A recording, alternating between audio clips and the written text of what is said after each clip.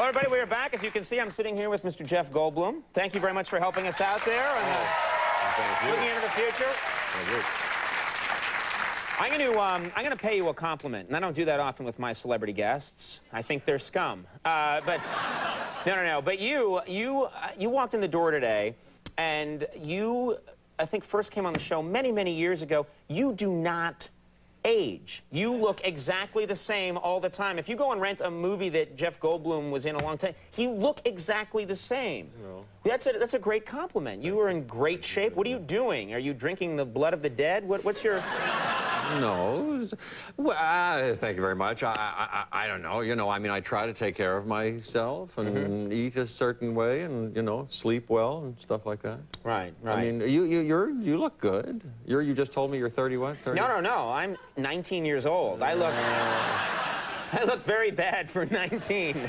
You look good, but you don't fool. You know, you don't rob it forever. You don't cheat it forever. You know. Some people do. Look at you know, well, the famous example is what's it? Dick Clark.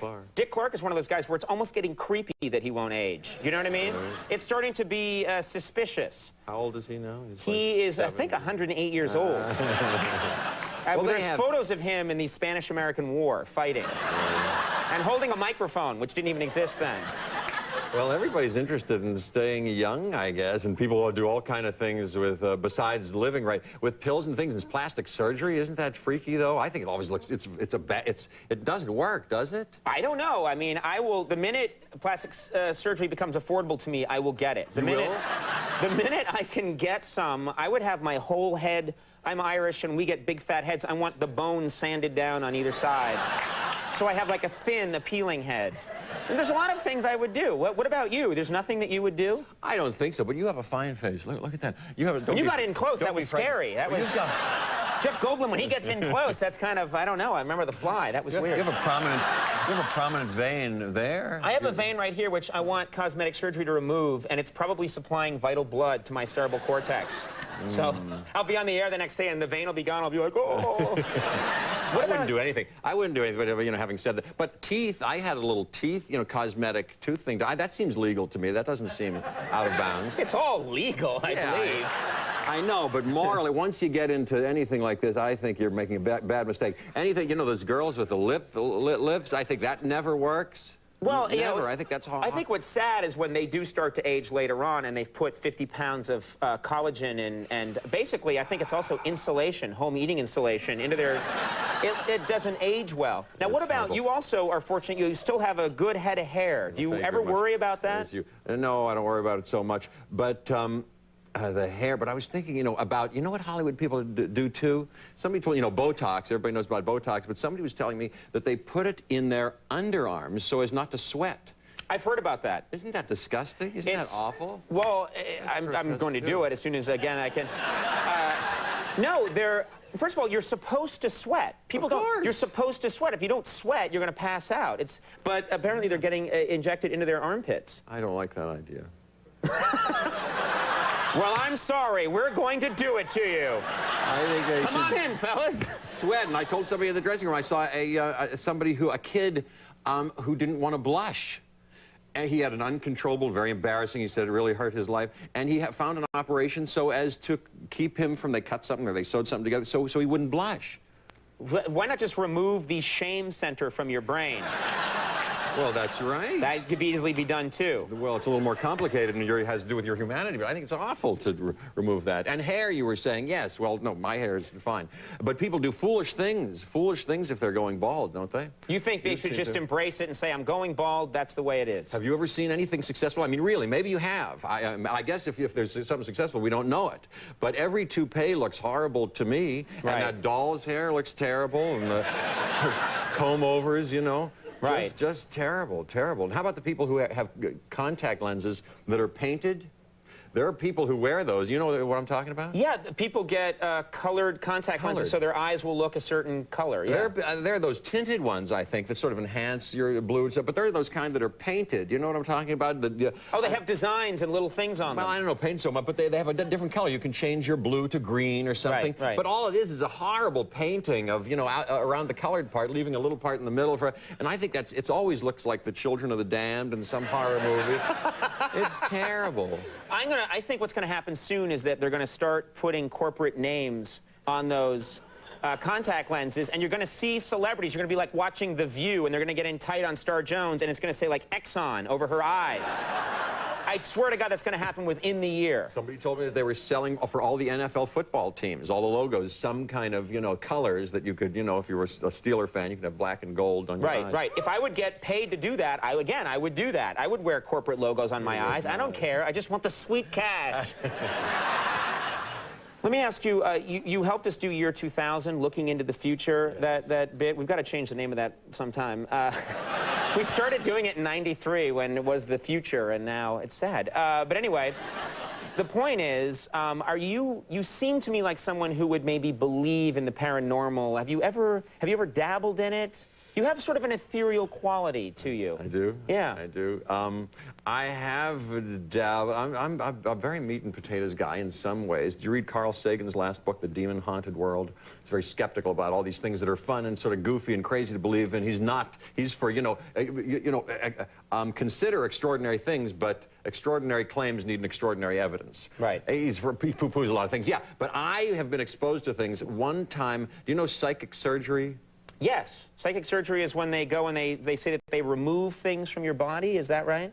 Right. I think it started in the Philippines, maybe, and maybe there were some real practitioners of this. It's very radical. I think we've all seen the footage where they're pulling at someone's chest and they pull guts out. Something out, but there's no blood or anything like that. They say with their outer etheric body they can go in. There are people who really believe this, and hey, I'm open-minded. But one time there was somebody in California. Not surprisingly, and I went out of curiosity. In California, there's one on every street corner, yeah. I know. And I went, and in the waiting room, there were afflicted people, and it was kind of sad, and I was like, and then I waited my turn, and I went in, and it was a guy, and he had a female assistant, and he said, "What's wrong with you?" I said, "Nothing, really. I'm just really kind of curious about the thing." I said, I am nearsighted. A little bit nearsighted. I can't see far. I said, but that's because the thing doesn't meet the thing and whatever they say. He said, well, leave that up to me. You want me to take an x-ray of you? I said, well, what do you mean? He said, lay down on this operating table. He had a kind of a medicine table, an examining table. And I laid down. He said, I'm going to take an x-ray. And put a piece of onion skin typing paper and then a Bible on top of that. And he let it there. And then he took out the onion skin. And he said, He said, well, you're nearsighted because you've got a blockage behind the eyes. Do you want me to remove it? See, that's my cue to go. When someone says, here's my x-ray machine and it's onion skin paper, that's when I make my beeper go off and, whoa, I gotta go. Oh, no, my tango lesson, this happens in front of me. How did I forget? I'm not so sensible. At the time I was adventurous, I said, okay, so I get myself on the table, and he goes like this, and if you do it to yourself, you go, geez, if there's an etheric fingers that he's doing this, he might be behind my eyes, and he's kind of doing like this, and he says, keep your eyes closed, and da-da-da. I thought, geez, is he behind there somehow? And his assistant, there seems to be some wet things on my face, and she's kind of sponging something off. I thought, what have I gotten myself into? This is terrible. And he says, okay, I've got it. I've got it. And he says, and I go, hey, what's that? He's like, yeah, you open your eyes. Can I see that? And he was putting something in a little basin with water that the assistant had, and it looked like a piece of meaty, gristly something. It was kind of bloody. And he says, that's it. I said, wow, that's really something. And he said, well, now let me, and he put some oil here, and he massaged me a little bit. Okay, here's where it gets creepy. Then he lowered the lights and put on a Barry White album, and you woke up later on. Yes, not knowing what happened. But he said, nah, it won't get fixed exactly. You have to come back for more treatments like this. And I heard that in the ensuing visits, like he did for many other people, that's when he started to charge them a lot of money. And then he skipped town. So I think he was, the baloney meister. And, hey, don't jump to conclusions. And I think that guy who pulls chicken out of your eye may be onto something. It's chicken liver, wasn't it? It probably is. There's probably a restaurant right next door, and he gets the scraps. I know. Look what I found in your brain. I know. you have a movie which I'm going to mention now. Yes. But you don't like to promote your movies on talk shows. You don't like to. A lot of people are desperate, like, hey, mention the movie. But you've never been that way. You're not that way. Now that you bring it up, well, you know, I mean, this movie, for instance, is I actually. Igby Goes Down. Yes, there are movies that I've been in that I feel okay. I saw it last night, all finished for the first time. It's fine. It's a good movie, in fact. It's good. I know what you want me to talk about, but it's in fact good. This is not, you know, listen. No. I'm talking about the philosophy of, like, pitching movies. Well, I just find myself, because I love talk shows. I watch your talk show. I see people get interviewed, and I don't understand when they're kind of.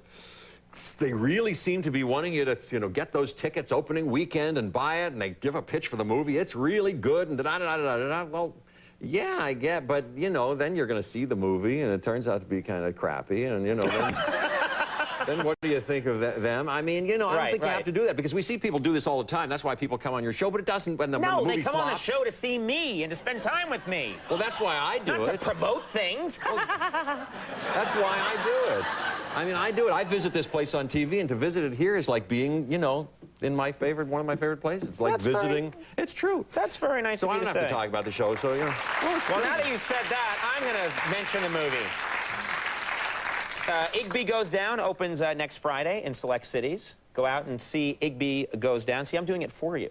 You've buttered me up, and now I'm doing it. Yeah. I'll be dancing around in the next act like, go see Igby Goes Down. I'll sell my soul, yeah. Hey, you know what? I love it when you come on the show. You're just a lot of fun to talk to. Jeff Goldblum, John Miller's coming up. We'll take a break. We'll be right back.